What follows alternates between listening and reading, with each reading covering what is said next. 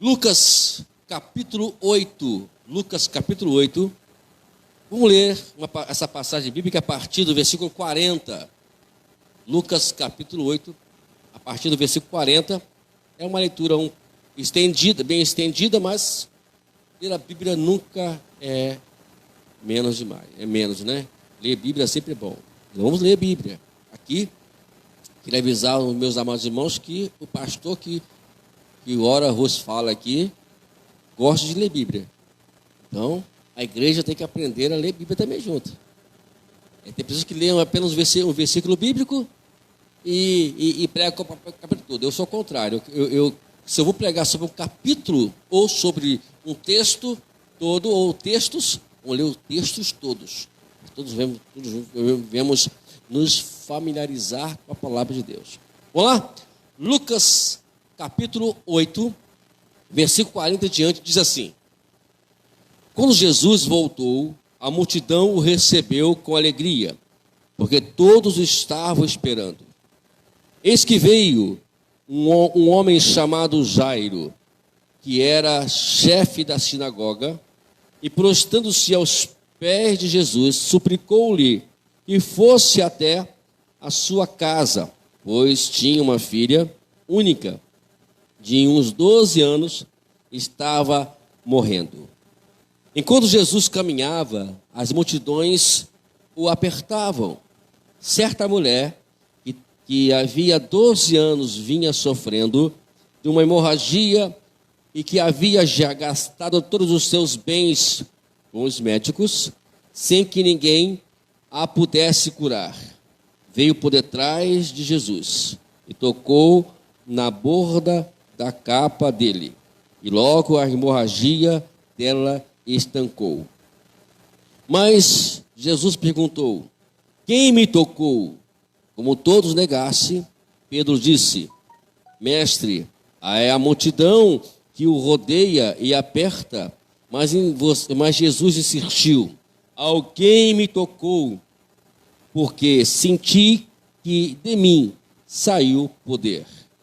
A mulher, vendo que não podia passar desapercebida, aproximou-se trêmula e, prostrando-se diante de Jesus, declarou à vista de todo o povo o motivo por que havia tocado nele e como imediatamente tinha sido curada.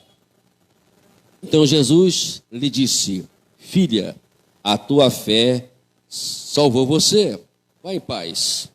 Enquanto Jesus ainda falava, veio uma pessoa da casa do chefe da sinagoga dizendo: a sua filha morreu, não incomode mais o mestre. Mas Jesus, ouvindo isto, lhe disse: não tenha medo, apenas creia, ela será salva. E tendo chegado à casa, Jesus não permitiu que ninguém entrasse com ele, a não ser Pedro, João e Tiago, além do pai e da mãe da menina. E todos choravam e pranteavam, mas Jesus disse: não chore, ela não está morta, mas dorme. E riam-se dele, porque sabiam que ela estava morta. Mas Jesus, tomando-a pela mão, disse em alta voz: menina, levante-se. E voltou-lhe o espírito, e ela imediatamente se levantou. E Jesus mandou que lhe desse de comer. E seus pais ficaram maravilhados. Mas ele lhe advertiu que ninguém contasse e o que havia acontecido. Opa, que maravilha de mensagem, né? Que leitura maravilhosa. Esse texto, a cada momento que a gente lê ele, essa história, cada dia que a gente lê ela, a gente descobre cada dia mais coisas diferentes dos atos, das ações de Jesus. Hoje eu quero pregar sobre 2 milagres e um Deus. E aqui vemos que Jesus, ele vinha de uma maratona de milagres. Primeiro, ele passa pelo vendaval do mar da Galileia, e ali os discípulos atemorizados, ficam desesperados. Jesus acalma o mar, acalma também o ânimo dos discípulos, né? E depois Jesus vai até um lugar chamado Gerazaré,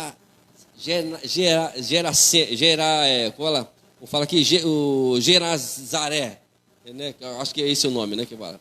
E ali estavam um dos seus moradores, os Gerasenos, que ele estava possuído por uma legião de demônios.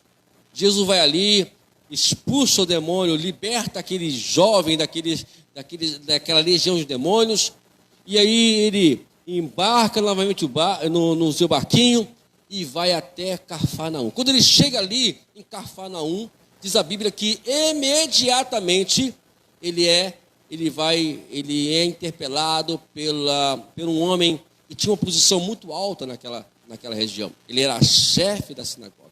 Irmãos, tem momentos na vida que a posição ela se cai por terra quando a gente depara com a nossa impossibilidade de fazer alguma coisa. Às vezes nós vivemos num mundo tão que hoje o poder, né, meu Marco, ele é tão valorizado, mas na hora da adversidade, na hora dos problemas, na hora das situações críticas da vida, o poder não pode fazer nada, o dinheiro não pode fazer nada, a posição não pode fazer nada, a posição de classe alta não vai resolver o problema. E aqui nesse momento aqui, Jairo, que era um homem importantíssimo, tinha todos os conhecimentos da lei, ele era um dos chefes, inclusive, que já falamos, ele tinha todas as bases de conhecimento, mas algo ele não tinha, era o poder de Deus. Às vezes nós podemos ter tudo, mas eu falo que conhecer Deus, ou melhor, dizer que conheço Deus é uma coisa, mas você conhecer Deus na sua essência é outra coisa. Às vezes, hoje nesse mundo, todo mundo ouve falar de Deus. Onde você vai, você pode observar que todo mundo conhece Jesus.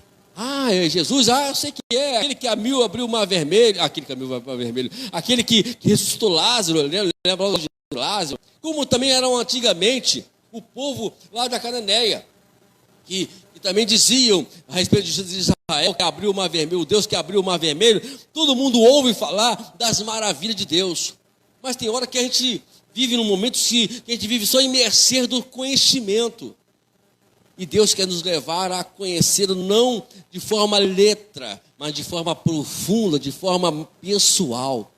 E para isso, eu preciso, né, passar por alguma coisa que eu venha a buscar e Deus me mostrar. E aqui, vemos que Jairo agora, ele se depara com uma situação difícil. A sua filha, 12 anos, imagine só, irmãos, acho que todos nós já passamos por isso. Hoje minha filha está com 21 quebrados, 25, né? 26 anos, né? 12 anos, você passa 12 anos, né? E de repente você olha para a cama e você vê a sua filha ali, à beira da morte.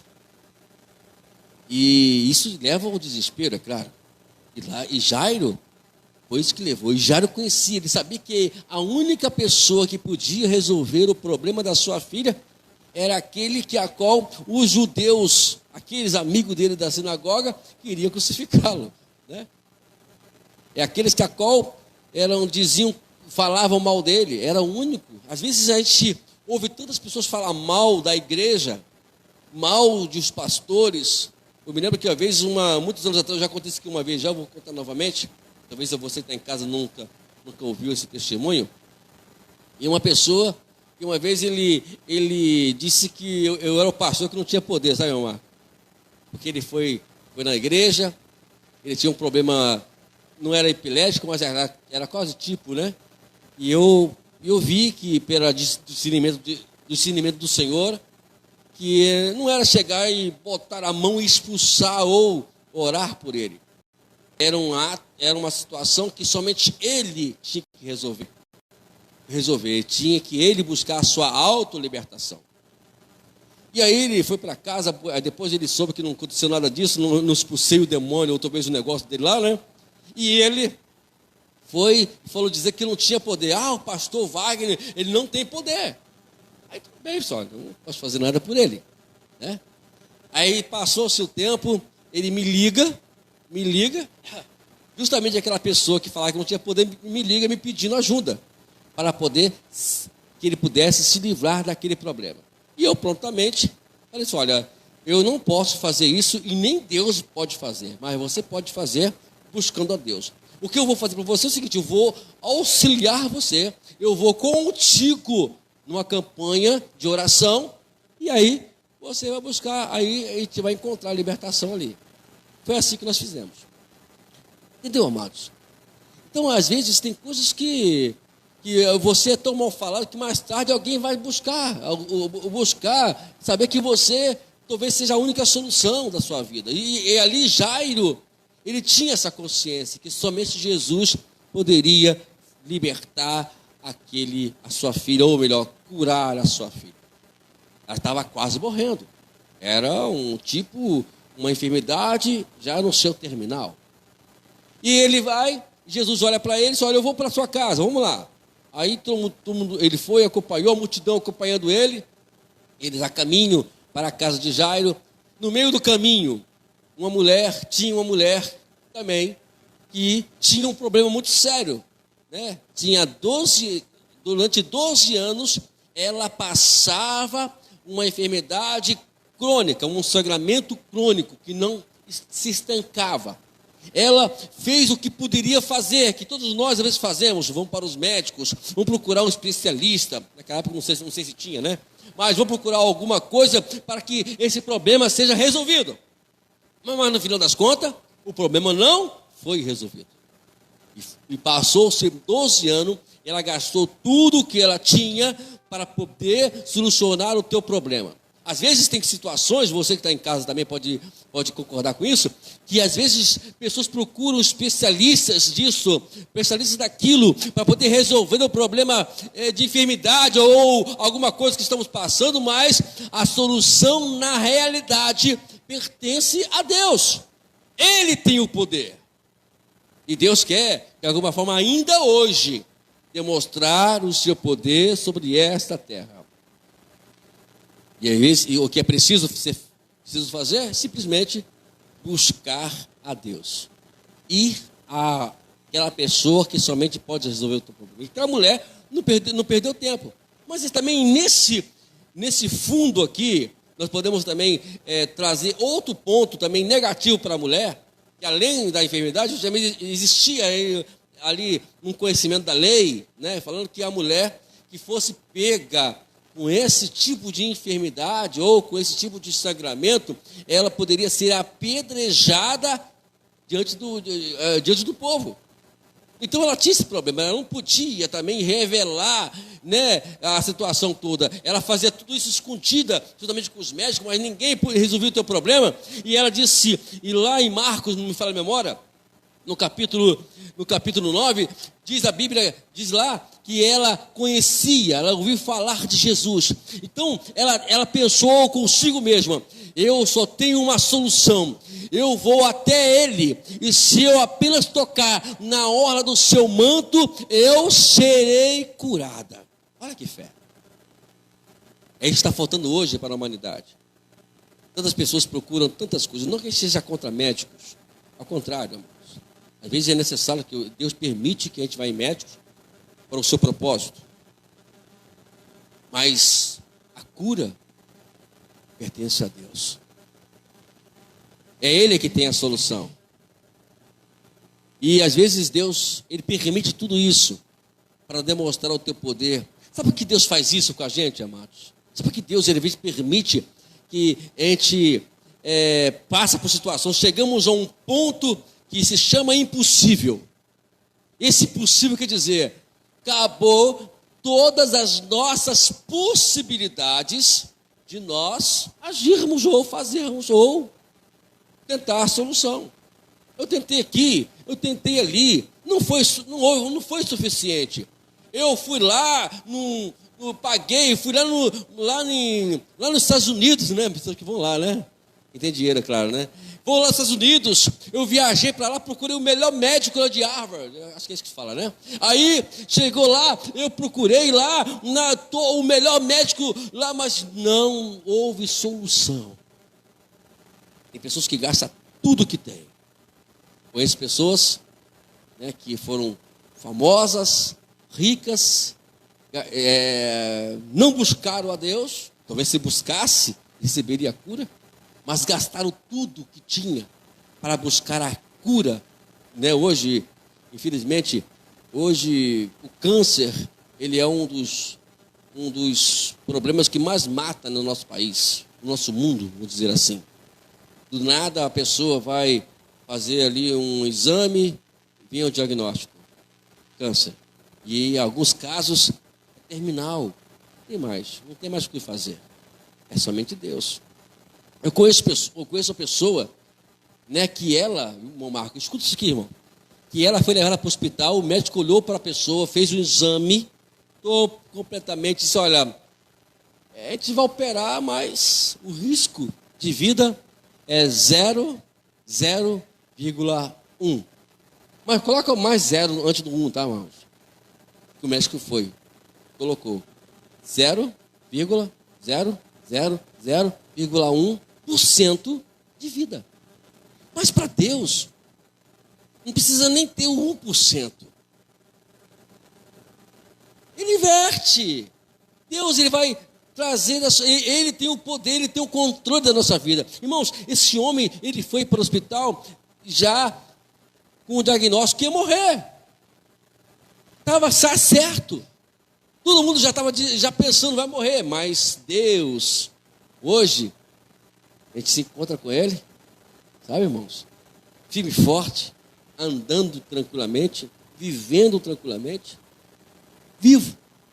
Ali está a prova real do que Deus pode fazer por nós. Gente, a Bíblia fala, operando Deus, quem impedirá? Se Deus quiser operar, tem uma passagem da Bíblia que fala, eu não lembro agora exatamente onde está escrito, mas fala que chegou um leproso para Jesus, se prostrou diante dele, disse, Senhor, se tu quiseres, tu podes me purificar, você pode me curar. Jesus disse sim, eu quero, seja curado, seja limpo, purificado. Imediatamente a lepra daquele jovem foi totalmente extirpada, foi totalmente expulsa da vida dele. Que coisa? Deus, quando quer fazer, Ele faz. Mas Deus, para fazer algo para nós, Ele vai olhar, primeiramente, vou dizer isso sempre, eu já falei isso em mensagens anteriores, e vou sempre falar isso. Todas as vezes que Deus for olhar para o meu pedido, olhar para a minha oração, Ele não vai olhar para o que eu falo, mas por aquilo que está dentro do meu coração. Jairo, eu acredito que Deus, quando olhou para Jairo, Ele viu o desespero na vida daquele homem. Eu tenho certeza que quando Jesus ele fala assim, alguém me tocou, porque ele sabia que aquele toque não foi apenas algo palpável, apenas físico, ou apenas um toque qualquer. Foi um toque de fé.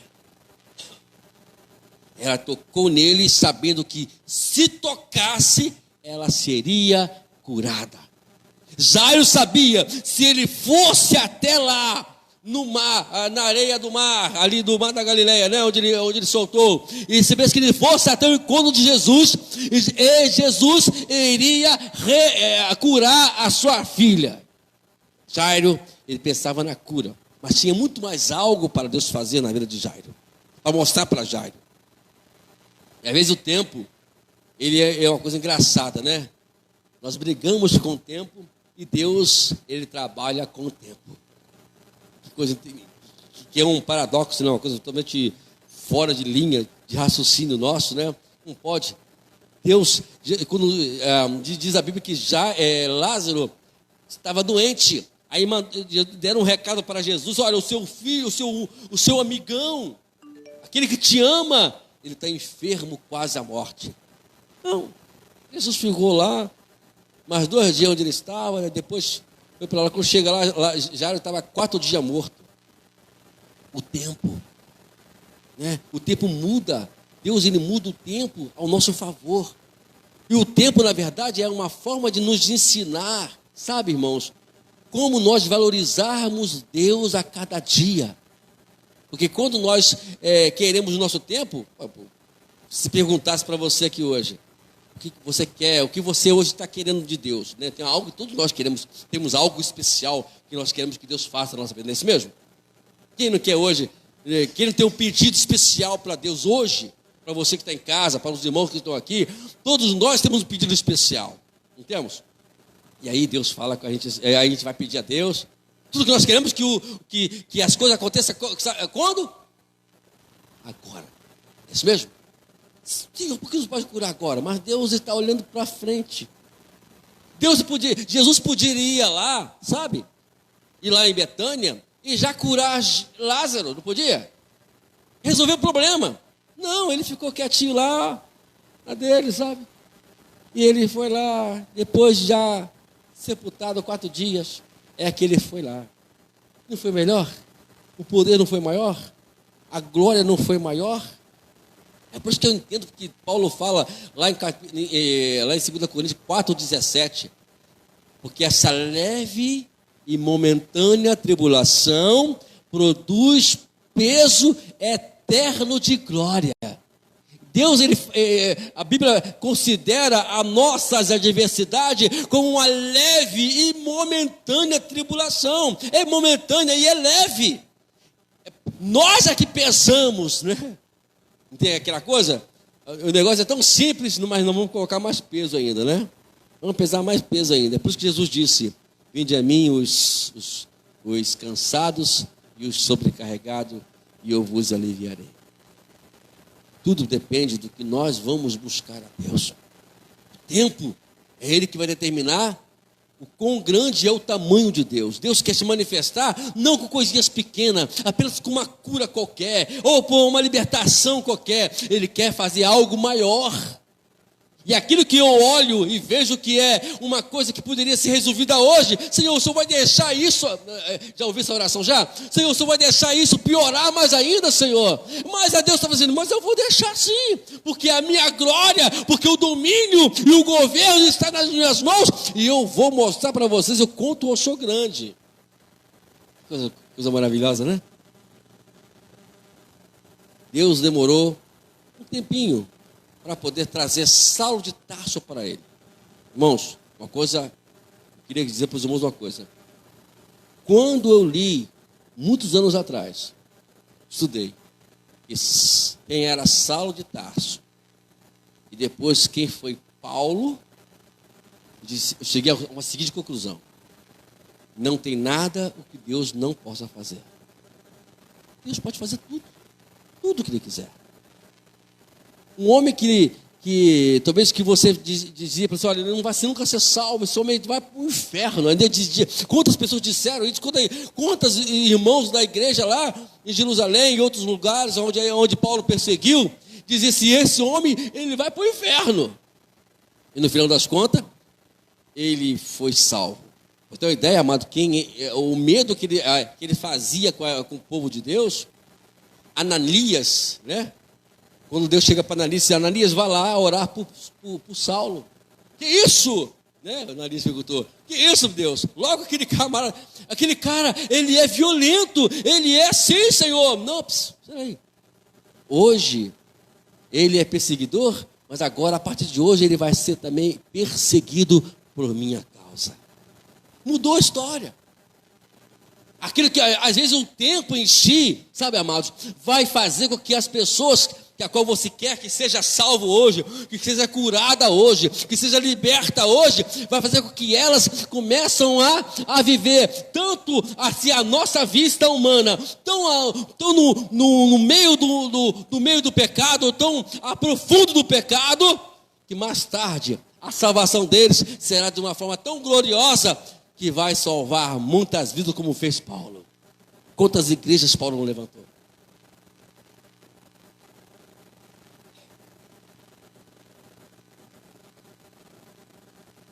Quantas pessoas se converteram, né? Talvez você não escutou, o nosso irmão Marco está falando que quantas pessoas se converteram, né? Talvez por aquele problema que houve lá com o avião, levou aquele clube Chapecoense. Né? O testemunho daquele camarada, depois me disseram que depois ele não sabia se ele tinha morrido, né? Depois ele acabou falecendo, mas ele testemunhou de tal forma, ele viveu para testemunhar, para mostrar quão grande é o poder de Deus, o que Deus pode fazer. E é claro que você vai observar que acompanhou o noticiário, sabe que ali era algo impossível alguém sobreviver. Mas ele sobreviveu. Olha só, amados. E agora, depois que aquela mulher se manifesta, não fui eu. Eu estava assim, assado. Eu toquei na hora do seu vestido e eu fiquei curado. E Jesus disse para ela assim: filha, a sua fé te salvou. Tranquilo. Sabe o que Jesus quer dizer com isso? Foi você que buscou a cura. Foi a sua fé que fez que você recebesse isso. Às vezes, amados, Jesus quer nos ensinar um ensinamento muito grande aqui para a gente. Ele quer nos ensinar que às vezes nós não temos o que nós pedimos, porque a nossa fé talvez não seja suficiente para nós podermos tomar posse daquela bênção. Temos que orar mais, pedir ao Senhor mais, ler mais a palavra, se envolver mais com a palavra do Senhor. E ela falou assim: agora, minha filha, vai em paz, fique tranquilo. Ele conversando ali, imagine só. E eu fico imaginando lá, Jairo, né? Olhando toda aquela situação. Se fosse um de nós, talvez pensaríamos como? Jesus, a multidão está se perguntando, minha filha está lá, doente. O senhor está perguntando quem tocou o senhor com essa multidão toda. Jairo não moveu uma palavra. A Bíblia não menciona que Jairo reclamou com Jesus, que Jairo murmurou, que às vezes é isso, a demora em si faz com que a gente aprenda um dos maiores princípios da vida: não murmurar. Enquanto nós murmurarmos, enquanto nós reclamarmos, o tempo vai alongar. Deus quer nos ensinar justamente nós ficarmos quietos e aguardarmos o tempo dele. E ficou ali conversando, Jairo parado. Aí chega os que vão trazer notícias opostas. Jairo, não incomode mais o mestre. A sua filha acaba de falecer. Jairo talvez abaixou sua cabeça, talvez na esperança. Ele sabia que Deus podia fazer, Jesus podia fazer ressuscitar ela. Eu creio que, não fala aqui, mas eu creio que tinha essa consciência. Ele abaixou a cabeça. E quando ele recebe essa notícia, Jesus, que estava de costa para Jairo, vira para ele e disse: não tema, ela não está morta. Olha o que ele fala: não tenha medo, apenas creia e ela será salva. Acabou o problema. O que ele está dizendo para mim, para você, para os irmãos que estão em casa, para todos que estão nos assistindo essa mensagem, ele está dizendo assim: não tenha medo, apenas creia, continue crendo. Ele está falando assim: Jairo, não deixa nada tirar a sua fé, não permita que essa notícia tire a certeza o que você veio receber de mim. Não deixa, não permita isso. Não tenha medo. Não tenha medo, meu filho. Creia. Creia somente. E ela será salva. Aí quando ele chega lá na casa de Jairo, a multidão estava toda lá, planteando, todo mundo em desespero, que a menina tinha morrido. E aí ele faz o seguinte: olha, sai todo mundo de casa. Eu só quero aqui a mãe da criança, eu quero aqui o pai da criança, os 9 ficam lá fora. Só quero aqui dentro Pedro, Tiago e João, venham aqui. A gente vai, eu só quero somente esses dentro da casa. Coisas que a gente, na verdade, tem que mandar os curiosos embora. Curiosidade só atrapalha. Curiosidade não vai permitir Deus se manifestar o seu poder sobre as nossas vidas. Então, o que tem que fazer? Se o problema, os problemas tá persistindo, faz o seguinte, irmãos. Não fale mais nada para ninguém. Não mencione, sabe, meu irmão que está em casa, não mencione mais nada para ninguém. Simplesmente chame somente as pessoas, o teu pastor, com a tua esposa, com o teu esposo, se caso, seu cônjuge, falar somente vocês. Ore ao Senhor. Apresente somente isso a eles. E aí, diz a Bíblia, que ele chega lá e fala: não chore não, gente. Diz aqui no versículo ainda 51. Não chores, ela não está morta, ela está dormindo. Aí que as pessoas começaram a rir. Sabe, tem pessoas que ficam rindo daquilo que a palavra de Deus fala que vai acontecer. Então essas pessoas não merecem o respeito, nem que se pregue para elas, nem que se mencione o que eu estou passando para elas. Porque tem pessoas que você não pode falar nada, e já vai dizer assim: depois não tem solução mesmo não. Agora, filho, difícil. Não é isso que nós queremos ouvir. Tudo que nós queremos ouvir na hora do desespero é: creia, Deus está no controle. É isso mesmo? Bom, todo mundo quer ouvir isso. Mas nem todos vão dizer isso. Porque as pessoas não querem acreditar que o milagre vai acontecer. Eu estou agora no meio do milagre, então no meio do impossível, somente um milagre vai dar uma solução na minha vida. Jesus olha para aquela menina e disse: menina, levanta-se. Na mesma hora, aquela menina se levantou. O nome do Senhor foi glorificado. Deus está aqui. Independente do que está acontecendo, dos milagres imediatos, juntos aconteceu, e Deus estava ali presente para dar solução. Às vezes nós estamos tão envolvidos com coisas materiais, olhando para o físico. Até brincamos esse dia, né, irmão Marco? Nós fomos lá para Ninglópolis, vem aqui com a irmã Lília, ela é muito medrosa, segundo o esposo dela, ela é muito medrosa. Se ela for me ouvir isso aí, ela vai me puxar a minha orelha, né? Mas eu vou falar assim mesmo. Aí passando por uma região, aí o GPS, sabe, irmãos? Eu vou falar para o pessoal que está em casa, tá bom? Aí o GPS acendeu um alerta. Aí eu tomei, meu óculos está muito bom para ver de longe, eu fui, encostei um pouquinho o rosto, né? Com cuidado, que eu estava dirigindo, encostei o rosto. Estava escrito: lugar de alto risco. Só que ali, amados, esquecemos que os anjos de Deus estavam acampados ao nosso redor. Aí quando nós chegamos lá, no local do culto, aí que eu fui revelar a irmã, né? Viu, irmã? Agora você entendeu porque temos que andar por vista, andar por fé e não por vista. Que quando nós vemos, a gente vai olhar a dificuldade. Não adianta, amado. Todas as vezes que a gente olhar para a dificuldade, a gente vai simplesmente dizer: está difícil. Mas se nós fecharmos nossos olhos para a dificuldade e olhar pela fé em Cristo, a gente vai ver: Deus tem a solução. Vai chegar a solução. Um certo pastor, só para terminarmos agora, uma vez fez a seguinte oração. Ele pediu ao Senhor duas coisas. Ele pediu uma escrivaninha e pediu uma cadeira de rodinha. Ele especificou ainda.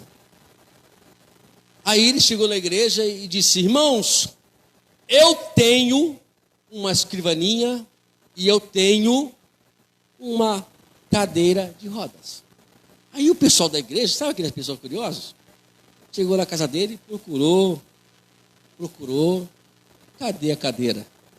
Cadê a mesinha? Cadê a escrivaninha? Não estava lá. E aí, ele no culto, novamente pregava: olha, Deus me deu uma escrivaninha, eu tenho. Deus me deu uma escrivaninha e Deus me deu uma cadeira de roda, uma cadeirinha, né? Que tem rodinha. Porque eu gosto de estilizar, né? As pessoas olhavam aí na casa desse pastor e não via nada disso. Aí a curiosidade foi matando, e isso foi. Tiveram que perguntar, pastor, o senhor falou que tem uma escrivania e uma cadeira, né? Uma cadeira, mas me desculpe, mas eu não estou vendo nada disso. Ele falou assim: é porque eu já possuo ela, eu estou grávido dessa mesa e dessa escrivania. A qualquer momento, Deus vai me dar graça de dar a luz e ela vai ela vai vir até a mim. E as pessoas começavam, algumas pessoas diziam a história, começavam até mesmo rir, como aconteceu aqui, né, no caso de Jairo. Não demorou muito tempo, o navio atracou ali no porto, perto onde ele morava, no local onde ele morava, e trouxe para ele. O que, irmãos? Uma cadeira, com rodinha e a escrivaninha para ele. Às vezes nós, amados, nós oramos sobre algo, mas nós não acreditamos nem que nós oramos. Sabia disso? Nós oramos, pedimos algo, mas nós nem acreditamos que isso vai acontecer. Esse é o maior problema. Porque a gente se encontra a gente vê o tamanho, o tanto da dificuldade, que a gente chega à conclusão que realmente não tem, a gente não vai conseguir.